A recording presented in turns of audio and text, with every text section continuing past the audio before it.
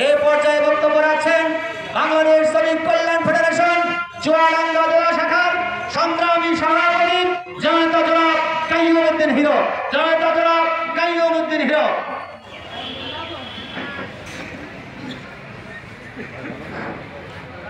বিসমিল্লাহির রহমানির রহিম।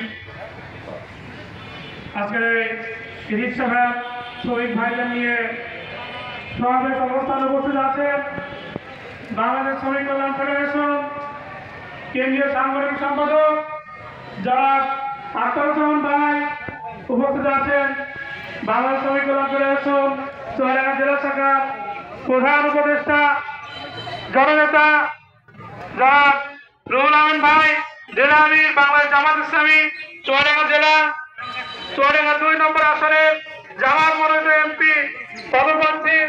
উপস্থিত আছেন বাংলাদেশ জামাত ইসলামী চুয়াডাঙ্গা জেলা শাখার সংগ্রামী সহকারী সেক্রেটারি, চুয়াডাঙ্গা 1 আসনের গণমানুষের নেতা, জামাত মনোনীত এমপি পদপ্রার্থী অ্যাডভোকেট মাসুদ ফাজল রাসেল ভাই।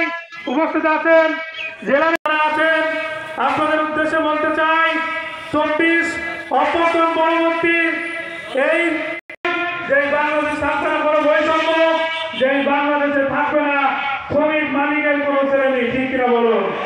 আমরা যখন নামাজে দাঁড়াই তখন যখন কাতারে কাতারে বন্ধ হয়ে মালিক শ্রমিক একসাথে নামাজ আদায় করি, যদি এই বাংলাদেশে ইসলামী শক্তি ক্ষমতা আছে তাহলে আগামী দিন শুরু করছি না বাংলার হাত থেকে শুরু করে সব জায়গায় ক্ষমতার বিধান থাকবে, শ্রমিক মালিক এক জায়গায় পাশাপাশি থাকবে, কোনো ভেদাভেদ থাকবে না।